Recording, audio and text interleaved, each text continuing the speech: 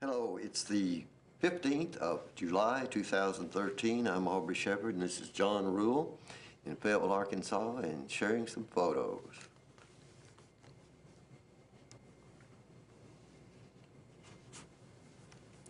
Okay, that's a button bush that you see along the streams and in the ditches and in lakes like Lake Conway that are fairly shallow growing out there. And that one's well, by the time we actually are showing this, that one got ground down into the dirt and removed by those machines you saw. It was growing there on, well, up until today, probably Monday morning. It disappeared because it was there on Saturday. But there's another few button bushes there along 15th Street in the same ditch configuration. I see the little silver streak butterfly on the button bush there. Those are actually inflorescences. That just means that those are a group of tiny flowers in a ball there, and the ball becomes the seed container when they go to seed. Sounds like a fig. Does the same thing, sort of. Yeah. Well, that's showing you a little closer view of those tiny flowers. Beautiful. And a different kind of butterfly, and it's so old and battered but still nectaring, but I wouldn't even try to tell you which one it is. I have some guesses, but they're probably all wrong. Because just the shape of the wing is so damaged, but it's still living, and it's you got to wonder, is it maybe has not reproduced yet, and it's still trying to find a mate at this point. I don't know, but life goes on, and natural things persevere, and that's a tiny skipper on one of those inflorescences. Inflorescence. Yeah. Thank you. Inflorescence. Of the button bush, and you see they're in different stages. I see. Okay, there is a truck. Now you see a butterfly flying. That's just a butterfly above the bush, but that truck was driving out there and dumping on that prairie land. See the piles in the background, and on your left you see 15th Street. We're looking west in this picture, and that thing's bush is just covered with bees and butterflies of different kinds, and they were digging out a hole under the street for a culvert, which they are installing. You can see this is now from the street, from 15th Street, looking north. See how much is out there? That's been natural prairie. It's been hayfield and so forth, but it still had the native plants. This particular button bush is in a person's yard out at Elkins, and you can see well, now we're looking at basket flowers, but in that last button bush, that huge one, it's been watered and taken care of in a yard. It had a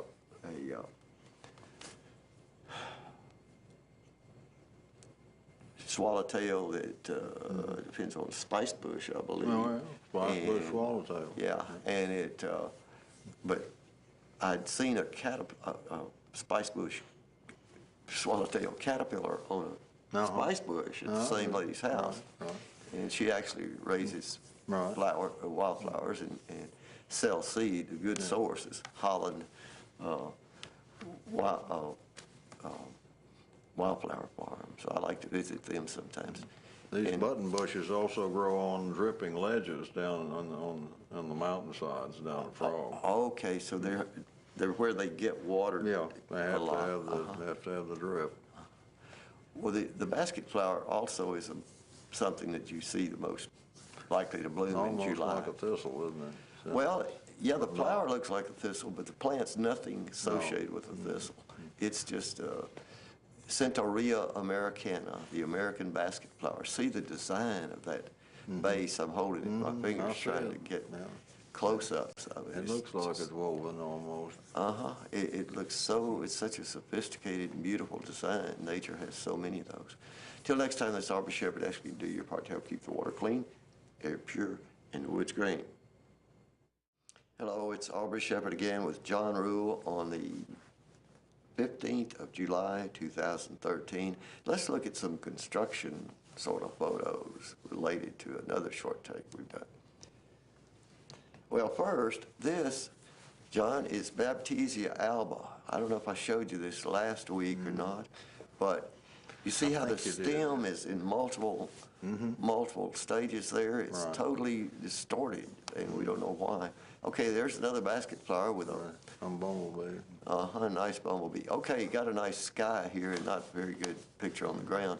But that's the land we've talked about, the prairie out on 15th Street. We're looking north across there, and that these photos were made a little later than some we used in another short take. But in fact, well, these are this morning's in this case.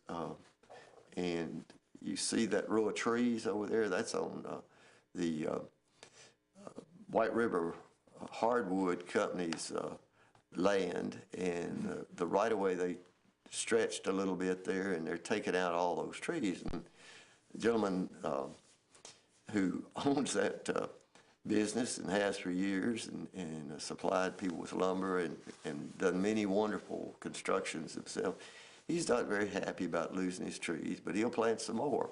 But he says, you know, I look at those trees every day, and I tried to negotiate with them, but they did finally give me a little bit of money. And, you know, you can really only negotiate if you've got a good bit of money, or have a position of if not great wealth, at least some power, and do enough to hire a lawyer sometimes to get some help. People that live in this little subdivision down here are across the road from there, on the east side of Happy Hollow, and that's a ditch we're looking up from where a bunch of people live down there and have homes that are, see how low those are? That ditch is only 1.5 feet deep out in front of their property, and there you're looking in a different area. That's looking, the ditch is to the left of the trees in the picture there, and this shows the land is not, and it's the same level on both sides, and it's about 1.5 feet deep. There's also a button bush growing in there, and for the time being, that one's safe. But if the water coming through that ditch, through that big culvert, is as powerful as these people described it's been in the past without a big culvert, then there was just a tiny pipe under the street before. Now, see, it's maybe 2 feet wide at the most, and so see how it's already historically it's started damaging the pavement through there. So we're going to get up here and see. Now, in the background, you can see the eastern end of the culvert. We're on the east side of Happy Hollow Road, right at the intersection with 15th Street. And that's a pretty big culvert. It doesn't look big there, but there you can see standing up on the culvert, and at left, the water can't go to the left much. It's going to first go down that ditch, and then when it's full, it's going to get out on both sides. Yeah. And so it's going to be a much greater flow. And you can see a silt fence there that's not doing any good.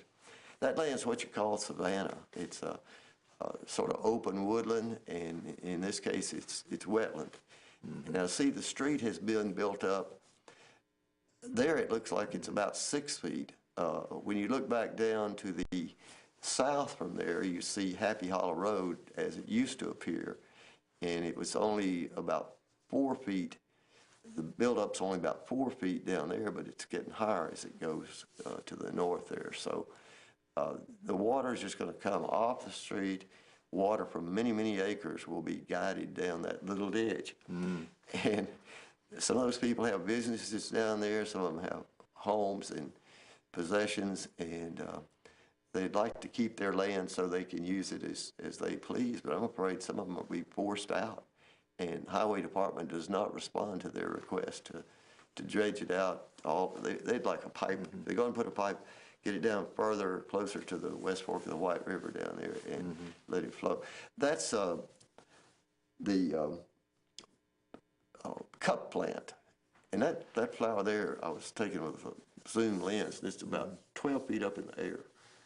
Cup plant. And they're not big flowers, considering how big those leaves are. You know, and you see those along the highway, and that's another good one to see now in late July and August in Northwest Arkansas. John, we'll talk some more about your place, I hope, in a week or two. No, that's okay. Thanks for being with me. See you.